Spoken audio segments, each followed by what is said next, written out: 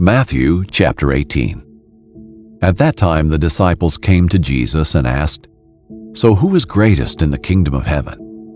He called a small child and had him stand among them.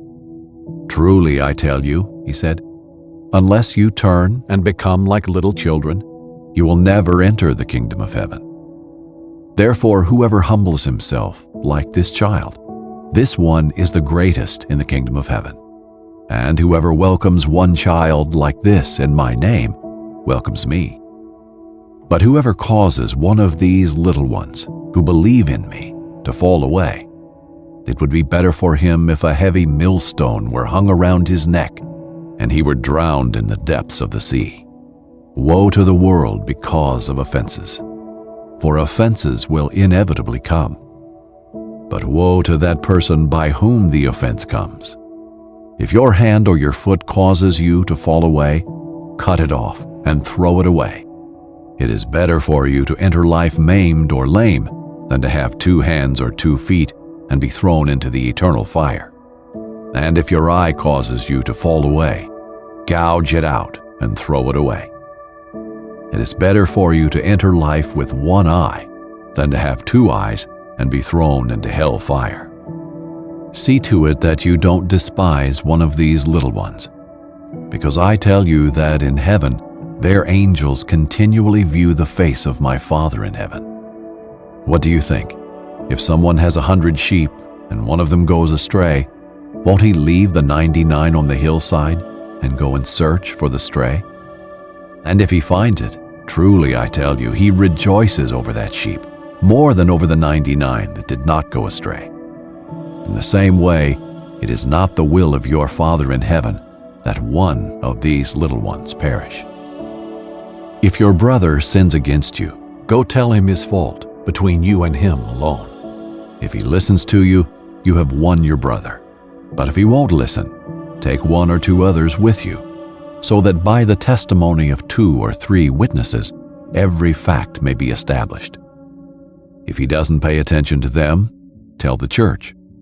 If he doesn't pay attention even to the church, let him be like a Gentile and a tax collector to you.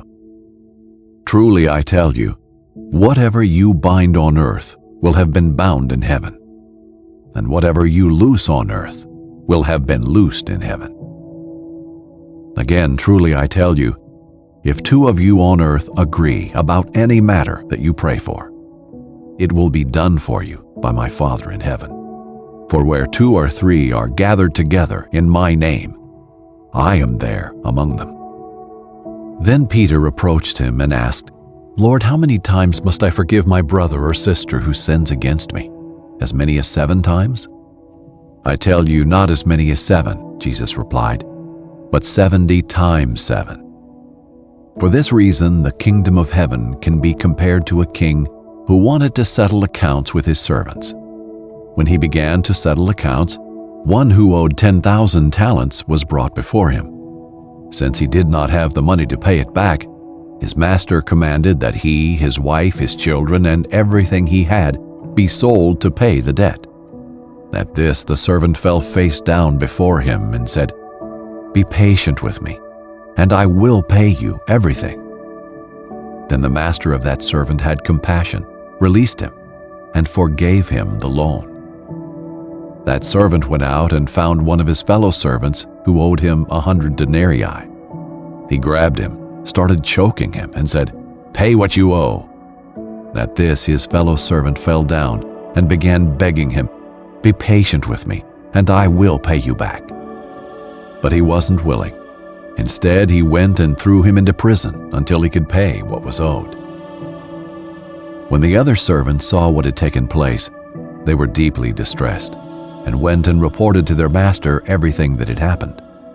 Then, after he had summoned him, his master said to him, 'You wicked servant, I forgave you all that debt because you begged me. Shouldn't you also have had mercy on your fellow servant, as I had mercy on you?'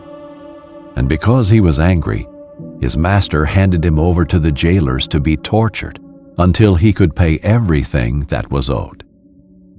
So also my heavenly Father will do to you unless every one of you forgives his brother or sister from your heart.